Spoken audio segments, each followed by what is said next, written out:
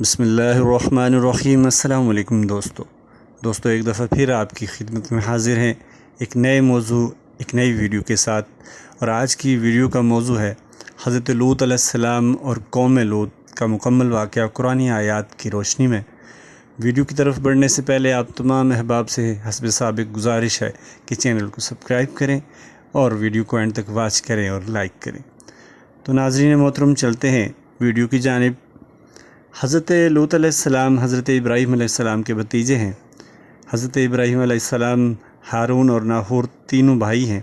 ہارون وہی شخص ہے جس نے شہر حران آباد کیا، لیکن یہ بات اہل کتاب کے ہاتھوں میں ہے جو کہ مخالف اور ضعیف ہے۔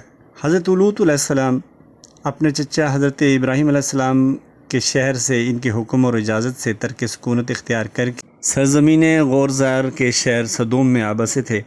آپ کی والدہ کا تعلق بھی اسی شہر سے تھا۔ یہاں کی سرزمین سرسبز و شاداب تھی۔ آپ کی والدہ کی یہاں پر زمین اور خاندان تھا۔ شہر سدوم کے لوگ بڑے فاسق، فاجر اور بدترین کافر تھے اور طبعی طور پر ہی اور لوگوں سے بدتر تھے۔ راہگیروں، مسافروں کو لوٹنا، ان پر آوازیں کسنا، فحش اور بری حرکات کرنا ان کا پسندیدہ مشغلہ تھا۔ برائی سے رکنا یا منع کرنا تو درکنار، وہ خود برائی کرتے اور کس قدر بھی برا عمل ہوتا وہ کیا کرتے تھے۔ انہوں نے ایک ایسا غلیظ گناہ شروع کیا کہ اولاد آدم میں اس سے پہلے ایسے گناہ کا تصور بھی نہ تھا، اور وہ گناہ ایسا تھا جو کبھی پہلے کسی نے نہ کیا نہ سنا۔ جی ہاں ناظرین، آج کی ویڈیو کے موضوع کا پہلا حصہ بھی وہی ہے کہ ایسا کون سا گناہ تھا جو قوم لوط کرتے تھے اور جو اس سے پہلے کبھی کسی نے نہ کیا تھا۔ ناظرین، وہ گناہ یہ تھا کہ وہ عورتوں کی بجائے مردوں کے پاس شہوت لے کے جاتے تھے اور مردوں کے ساتھ فحش حرکات کرتے تھے اور ان کے ساتھ زنا کرتے تھے، اور عورتیں جنہیں اللہ تعالیٰ نے اپنے بندوں کے لیے پیدا فرمایا نظر انداز کر دیتے تھے۔ حضرت لوط علیہ السلام نے اس قوم کو خدائے وحدہ لا شریک کی عبادت کے لیے دعوت دی اور انہیں فحش، منکرات اور کبھی افعال سے روکا، تو وہ اپنی گمراہی اور سرکشی میں مزید ہٹ درم ہو گئے اور کفر و فسق پر ڈٹے رہے۔ ان کی ہٹ درمی کے نتیجہ میں اللہ تعالیٰ نے اس قوم پر ایسا عذاب نازل فرمایا جو نہ تو واپس لوٹ سکا تھا اور نہ ہی ان کے وہم و گمان میں کہ ایسا عذاب آئے گا جو دنیا والوں کے لیے مثال و عبرت ہوگا، اور جہاں والے اس سے عبرت پکڑیں گے۔ اللہ تعالیٰ قرآن میں فرماتے ہیں، ترجمہ ہے اس کا، کہ لوط علیہ السلام کو بھیجا جب اس نے اپنی قوم سے کہا، کیا وہ بے حیائی کرتے ہو جو تم سے پہلے جہاں میں کسی نے نہ کی؟ تم مردوں کے پاس شہوت سے جاتے ہو عورتیں چھوڑ کر، بلکہ تم لوگ حد سے گزر گئے۔ اور اس کی قوم کا کچھ جواب نہ ہوتا تھا مگر یہی کہتے تھے کہ اپنی بستی سے نکال دو، یہ لوگ تو پاکیزگی چاہتے ہیں۔ تو ہم نے اسے اور اس کے گھر والوں کو نجات دی، مگر اس کی عورت پیچھے رہ جانے والوں میں ہوئی، اور ہم نے ان پر ایک مینہ برسایا تو دیکھا کیسا انجام ہوا مجرموں کا۔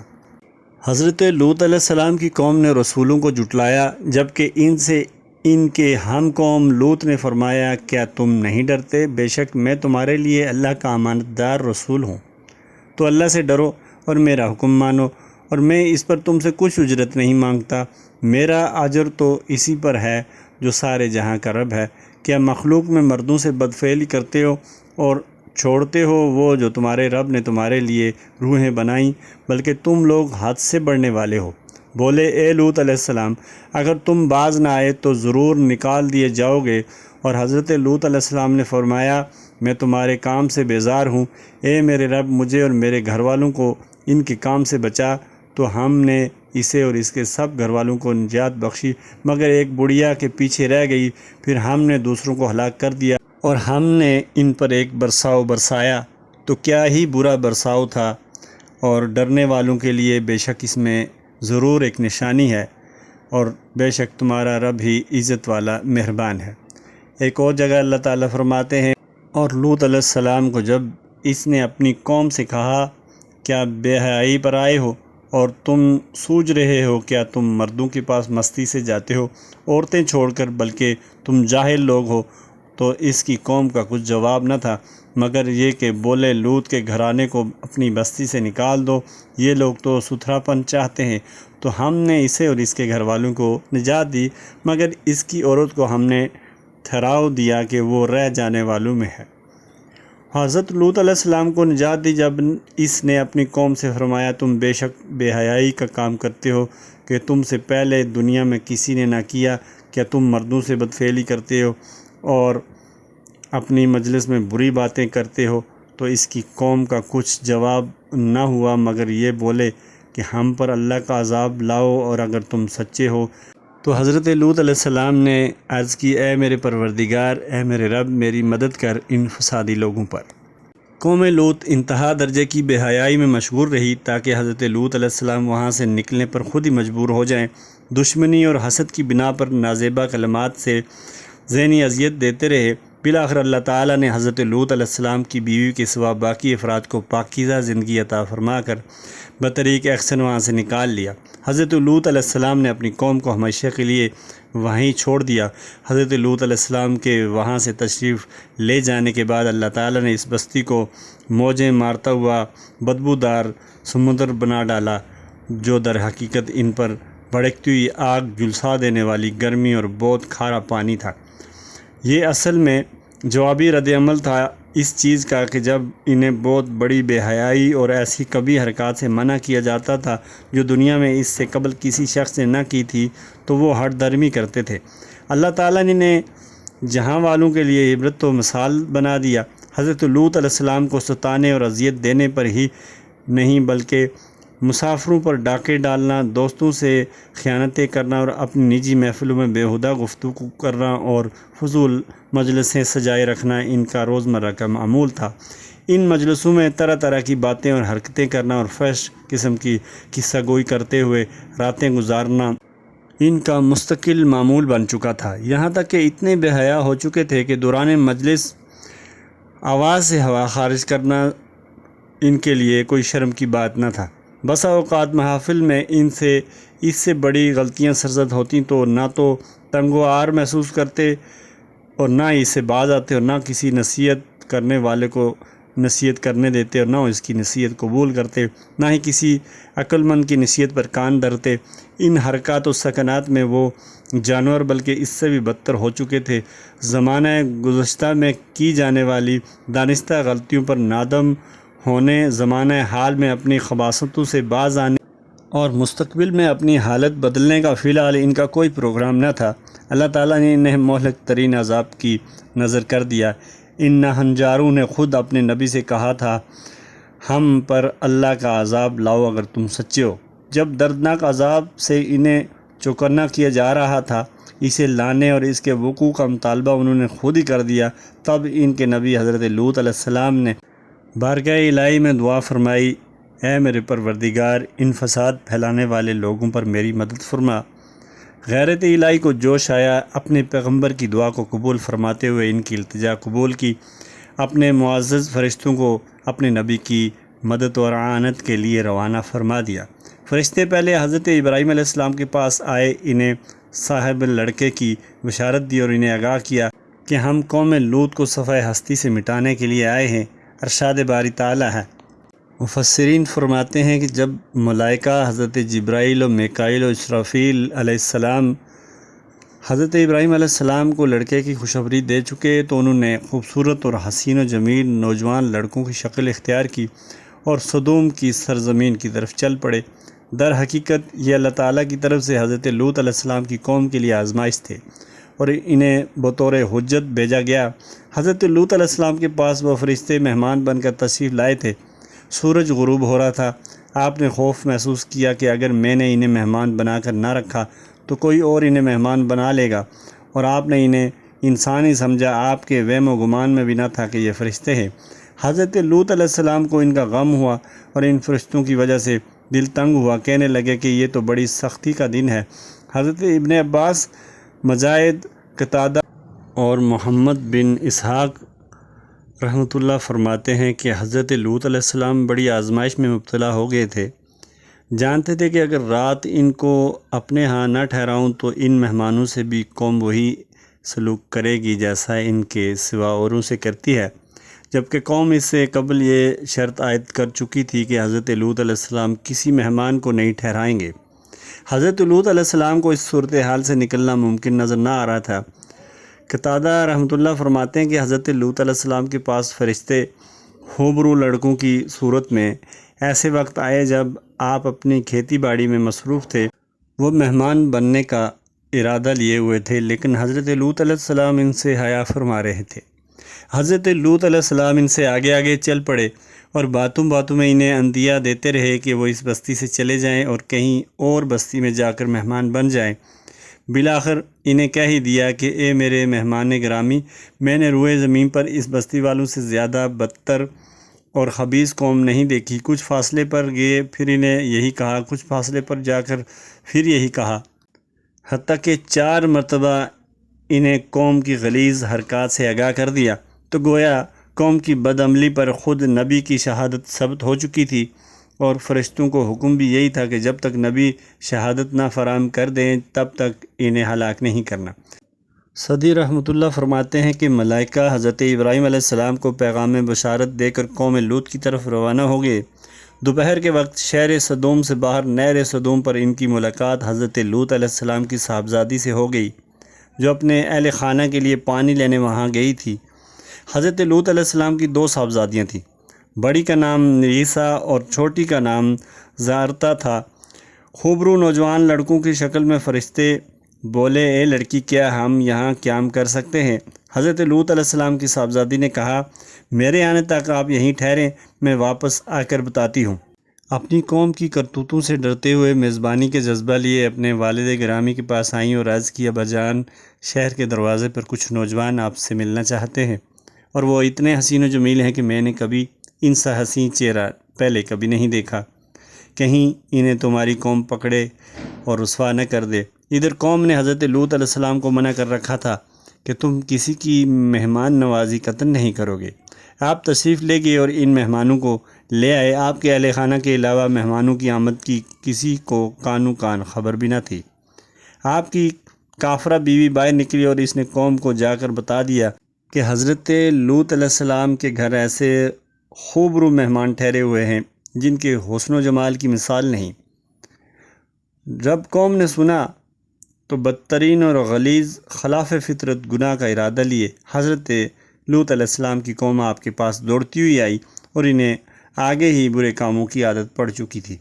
حضرت لوط علیہ السلام نے فرمایا، اے قوم، یہ میری قوم کی بیٹیاں ہیں، یہ تمہارے لیے ستھری ہیں۔ یعنی قوم کو کہا کہ اپنی عورتوں کے پاس جاؤ اور ان سے اپنی حاجت پوری کرو۔ حضرت لوط علیہ السلام کا فرمان، یہی میری بیٹیاں ہیں، قوم کی عورتوں کی طرف اشارہ تھا، کیونکہ شرعاً قوم کی ساری عورتیں آپ کی بیٹیاں ہیں، اسی لیے کہ نبی اپنی امت کے لیے بمنزل والد کے ہوتا ہے اور ساری قوم بمثل اولاد کے۔ یہ نبی مسلمانوں کا ان کی جان سے زیادہ مالک ہے اور اس کی بیٹیاں ان مسلمانوں کی مائیں ہیں۔ بعض صحابہ کرام اور بعض سلف صالحین کی قرات میں ہے کہ نبی کریم صلی اللہ علیہ وسلم کی بیویاں مومنوں کی مائیں ہیں اور خود نبی کریم صلی اللہ علیہ وسلم مومنوں کے باپ ہیں۔ حضرت لوط علیہ السلام کے فرمانے کا مقصد بھی یہی تھا کہ قوم کی عورتیں میری بیٹیاں ہیں، رشتہ ازواج میں منسلک ہو کر ان سے اپنی حاجت پوری کرو۔ ایسے ہی حضرت لوط علیہ السلام کے خطاب کو قرآن پاک میں یوں بیان کیا گیا، کیا مخلوق میں مردوں سے بدفعلی کرتے ہو اور چھوڑتے ہو وہ جو تمہارے رب نے تمہارے لیے روحیں بنائیں، بلکہ تم لوگ حد سے بڑھنے والے ہو۔ یہاں بھی قوم کے لیے محل تسکین قوم کی عورتوں کو کہا گیا۔ مفسرین کرام کی کثیر تعداد کا نظریہ یہی ہے اور یہی درست بات ہے، اور جہاں تک اس مغالطہ کا تعلق ہے کہ مراد حضرت لوط علیہ السلام کی حقیقی صاحبزادیاں ہیں، یہ مغالطہ اہل کتاب سے ماخوذ ہے۔ اہل کتاب نے دیگر غلطیوں کی طرح اپنے صحائف میں اس غلطی کا اضافہ بھی کر دیا کہ معاذ اللہ حضرت لوط علیہ السلام نے اپنی قوم سے کہا، ان مہمانوں کو رسوا نہ کرو، میری بیٹیوں سے غرض پوری کر لو۔ اس قصہ میں یہ بھی غلطی انہوں نے کی کہ حضرت لوط علیہ السلام کے پاس آنے والے فرشتے 2 تھے اور انہوں نے شام کا کھانا بھی آپ کے پاس کھایا تھا، جبکہ فرشتے کھانے پینے کے محتاج نہیں۔ حضرت لوط علیہ السلام اپنی قوم سے ایسے مخاطب ہوئے تو اللہ سے ڈرو اور مجھے میرے مہمانوں میں رسوا نہ کرو، کیا تم میں ایک آدمی بھی نیک چلن نہیں؟ حضرت لوط علیہ السلام نے پہلے تو انہیں منع کیا کہ احمقو، جس غلیظ فعل کے مرتکب ہونے میں تم کوشاں ہو وہ اس لائق نہیں جس کا ارتکاب کیا جائے۔ پھر فرشتوں کو بھی اس پر گواہ بنا لیا کہ ان میں ایک مرد بھی ایسا نہیں جس میں خیر اور بھلائی ہو، بلکہ تمام ہی پرلے درجے کے بیوقوف، زبردست قسم کے فاسق اور غبی قسم کے کافر ہیں۔ فرشتوں کا بھی ارادہ یہی تھا کہ وہ قوم کے بارے میں سوال کریں۔ اس سے قبل ہی حضرت لوط علیہ السلام کی زبان سے ساری داستان سن لی۔ اللہ کی لعنت ہو ایسے لوگوں پر۔ جب کہ حضرت لوط علیہ السلام نے انہیں سیدھی بات بتانا چاہی تو انہوں نے اپنے نبی کو یوں جواب دیا: تمہیں معلوم ہے کہ تمہاری قوم کی بیٹیوں میں ہمارا کوئی حق نہیں، اور تم ضرور جانتے ہو جو ہماری خواہش ہے۔ وہ ملعون کہنے لگے: اے لوط، تم تو بخوبی آگاہ ہو کہ ہمیں اپنی عورتوں میں کوئی رغبت نہیں۔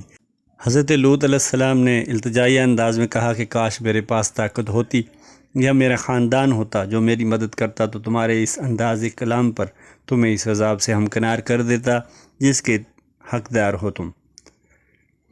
حضرت لوط علیہ السلام نے اپنی بیویوں سے مجامعت کرنے کا حکم دیا اور متنبہ کیا کہ اس برے اور فحش طریقے پر مصر رہنے سے باز آ جاؤ، لیکن قوم تو کسی روح رعایت کی پاسدار نہ تھی، بلکہ جب حضرت لوط علیہ السلام انہیں نصیحت فرماتے اور کہتے پیچھے ہٹو تو وہ مہمانوں پر گرفت ڈالنے کے لیے اور آگے بڑھتے۔ انہیں علم تک نہ تھا کہ جدھر منہ اٹھائے وہ جا رہے ہیں، تقدیر ان کے لیے کیا فیصلہ کر چکی ہے۔ آنے والی صبح انہیں پلٹا کے رکھ دے گی۔ اسی لیے اللہ تعالیٰ نے اپنے نبی کریم صلی اللہ علیہ وآلہ وسلم کی حیات طیبہ کی قسم کھا کے کہا: اے محبوب صلی اللہ علیہ وآلہ وسلم، تمہاری جان کی قسم، بے شک وہ اپنے نشے میں بھٹک رہے تھے۔ اللہ تعالیٰ فرماتا ہے: اور بے شک اس لوط علیہ السلام نے انہیں ہماری گرفت سے ڈرایا تو انہوں نے ڈر کے فرمانوں میں شک کیا، انہوں نے اسے اس کے مہمانوں سے پھسلانا چاہا تو ہم نے ان کی آنکھیں میٹ دیں، فرمایا چکھو میرا عذاب، اور ڈر کے فرمان، اور بے شک صبح و تڑکے ان پر ٹھہرنے والا عذاب آیا۔ مفسرین اعظام فرماتے ہیں کہ حضرت لوط علیہ السلام مہمانوں کو اندر بٹھائے اپنا دروازہ بند کیے ہوئے قوم کو گھر میں داخل ہونے سے روکنے کی کوشش کر رہے تھے، جبکہ قوم دروازے کھولنے اور اندر داخل ہونے کی سرتوڑ کوشش کر رہی تھی۔ فرشتوں نے عرض کی: اے لوط علیہ السلام، ہم تمہارے رب کے بھیجے ہوئے ہیں، وہ تم تک نہیں پہنچ سکتے۔ دریں اثنا حضرت جبرائیل علیہ السلام باہر تشریف لائے اور اپنے پر کو ان کے چہروں پر مارا تو ساری قوم اندھی ہو کر دیواروں کو ٹٹولتی ہوئی بھاگ کھڑی ہوئی۔ مذکور ہے کہ حضرت جبرائیل علیہ السلام کے اس وار سے ان کے چہروں پر آنکھیں اور آنکھوں کی جگہ تو کجا نام و نشان تک باقی نہ بچا۔ شتر بے مہار کی طرح بھاگتے بھی جاتے اور حضرت لوط علیہ السلام کو دھمکیاں بھی دیتے جاتے کہ کل کا انتظار کیجئے، پھر دیکھو کیا ہوتا ہے۔ اللہ تعالیٰ نے اس مضمون کو اپنے الفاظ میں بیان فرمایا: انہوں نے اسے اس کے مہمانوں سے پھسلانا چاہا تو ہم نے ان کی آنکھیں میٹ دیں، فرمایا چکھو میرا عذاب، اور ڈر کے فرمان، اور بے شک صبح و تڑکے ان پر ٹھہرنے والا عذاب آیا۔ فرشتوں نے حضرت لوط علیہ السلام کے پاس آ کر کہا کہ آپ اور آپ کے اہل خانہ رات کے آخری حصہ میں یہاں سے کوچ کر جائیں، اور جب قوم پر نازل ہونے والے عذاب کی گرج سنائی دے تو آپ میں سے کوئی بھی اس کی طرف توجہ نہ دے۔ ساتھ ہی یہ تاکید بھی کر دی کہ اے لوط، آپ ہانکنے والے شخص کی طرح اہل خانہ کے پیچھے پیچھے چلے، سوائے تمہاری اہلیہ کے۔ تو اس صورت میں مطلب یہ ہوگا کہ فرشتوں نے کہا کہ آپ کی بیوی ساتھ نہ چلے، اور اگر ساتھ چلی تو یہ عذاب کی آواز کی طرف متوجہ ہوگی، جس وجہ سے یہ بھی اس عذاب کی نظر ہو جائے گی۔ اس احتمال کو تقویت اس صورت میں ملتی ہے جب اسے مرفوع پڑھیں، لیکن پہلا احتمال معنی اعتبار سے اظہر ہے۔ سہیلی رحمۃ اللہ فرماتے ہیں کہ حضرت لوط علیہ السلام کی بیوی کا نام والہا تھا اور حضرت نوح علیہ السلام کی بیوی کا نام والغہ تھا۔ فرشتوں نے ان باغیوں، ان نافرمانوں ملعونوں کو، جنہیں اللہ تعالیٰ نے بعد میں آنے والے ہر خائن اور عذاب الہی میں شک کرنے والے کے لیے مثال بنا دیا تھا، ان کی ہلاکت کی خوشخبری سناتے ہوئے حضرت لوط علیہ السلام سے کہا: بے شک ان کا وعدہ صبح کے وقت ہے، کیا صبح قریب نہیں؟ حضرت لوط علیہ السلام بستی سے باہر نکلے تو آپ کے ساتھ صرف آپ کی 2 صاحبزادیاں تھیں، ان کے علاوہ کوئی اور مرد نہ تھا۔ ایک قول یہ بھی ہے کہ آپ کی بیوی بھی آپ کے ہمراہ تھی، واللہ عالم۔ حضرت لوط علیہ السلام اپنی صاحبزادیوں کے ہمراہ جب آبادی سے باہر تشریف لے گئے، سورج کی شعاعیں اپنی روشنی بکھیرنے کے لیے آمادہ ہونے لگیں تو اللہ تعالیٰ کا وہ حکم نازل ہو گیا جو کسی صورت میں بھی ٹالا نہیں جا سکتا تھا، اور وہ شدید عذاب جس کا رکنا کسی صورت بھی ممکن نہ تھا۔ اہل کتاب کا کہنا ہے کہ فرشتوں نے حضرت لوط علیہ السلام سے کہا کہ آپ فلاں پہاڑ کی چوٹی پر تشریف لے جائیں، لیکن حضرت لوط علیہ السلام نے فرمایا کہ اس قریبی بستی میں ہم چلے جاتے ہیں۔ فرشتوں نے کہا بہتر آپ کے وہاں تک پہنچنے کا ہم انتظار کرتے ہیں، جب آپ وہاں پہنچ جائیں تب ہم انہیں عذاب کی ذلتوں سے دوچار کریں گے۔ حضرت لوط علیہ السلام ایک بستی کی طرف تشریف لے گئے جسے غوز غر کہا جاتا ہے۔ جب سورج کی کرنیں پھوٹیں تو ان پر عذاب الہی نازل ہو گیا۔ اللہ تعالیٰ قرآن میں فرماتا ہے پھر جب ہمارا حکم آیا ہم نے اس بستی کے اوپر کو اس کا نیچا کر دیا اور اس پر کنکر کے پتھر لگاتار برسائے جو نشان کیے ہوئے تیرے رب کے پاس ہیں، اور وہ پتھر کچھ ظالموں سے دور نہیں۔ مفسرین اکرام فرماتے ہیں کہ حضرت جبرائیل علیہ السلام نے اپنے پر کے کنارے سے بستی میں موجود ہر چیز کو اس کی گہرائی سے اکھیڑ دیا، اور وہ بستی 7 شہروں پر مشتمل تھی۔ ایک قول کے مطابق 400 آدمی اور ایک دوسرے قول کے مطابق اس بستی میں 4000 افراد تھے۔ علاوہ ازیں حیوانات کی بھی کثیر تعداد تھی۔ اس بستی کے اندر بسنے والوں کو حیوانات اور دیگر اشیاء سمیت حضرت جبرائیل علیہ السلام نے جڑ سے اکھاڑ دیا اور اکھاڑ کر اٹھایا اور آسمان کے قریب لے گئے، یہاں تک کہ ملائکہ نے اس بستی والوں کے مرغوں کی آوازیں اور کتوں کے بھونکنے کو سنا، پھر آسمان کے قریب سے زمین پر پلٹ دیا، اس کا اوپر والا حصہ نیچے اور نیچے والا حصہ اوپر کر دیا۔ سب سے پہلے نیچے گرنے والے ان کی قوم کے سردار تھے، اور اس پر کنکر کے پتھر لگاتار برسائے اور یکے بعد دیگرے آسمان سے ان پر پتھروں کی بارش کا سلسلہ شروع ہو گیا، یعنی ہر پتھر کے اوپر اس مردود کا نام لکھا ہوتا تھا جو جس پر برسنا ہوتا، اور وہ اس کا دماغ زخمی کر کے اسے اذیت اور کرب میں مبتلا کر دیتا۔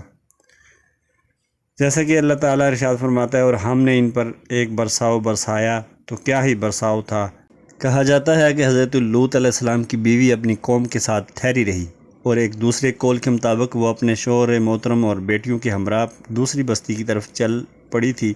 حکم تھا کہ پیچھے مڑ کر نہیں دیکھنا اور نزول عذاب کی طرف بھی کوئی توجہ نہیں دینی، لیکن جب والہا زوجہ حضرت لوط علیہ السلام نے چنگاڑ اور شہر کے گرجنے کی آواز سنی تو اپنی قوم کی طرف متوجہ ہو گئی اور اپنے رب کے حکم کی مخالفت کی جس طرح پہلے کرتی تھی، اور پکارنے لگی ہائے میری قوم، بس یہ کہنا تھا کہ اس پر ایک پتھر برسا جس نے اس کے دماغ کا بھیجا نکال دیا، اور عذاب الہی میں گرفتار ہو کر اپنی قوم سے جا ملی، کیونکہ وہ بھی انہی کے دین پر تھی جس پر قوم تھی، بلکہ حضرت لوط علیہ السلام کے پاس آنے والے مہمانوں کے بارے میں اپنی قوم کے لیے جاسوسی کرتی تھی۔ اللہ جل شانہ نے اس بستی کو جائے عبرت بنا دیا، وہاں پر ایک ایسے بدبودار سمندر کو رواں کر دیا کہ جس کا نہ تو پانی قابل اتکا ہے اور نہ اس کے گرد و نواح کی متصل زمین قابل کاشت، کیونکہ خراب نشیب و فراز والی اور بیکار ہے، اور وہ جگہ قدرت الہیہ کی نشانی، عبرت و نصیحت اور مثال بن چکی ہے۔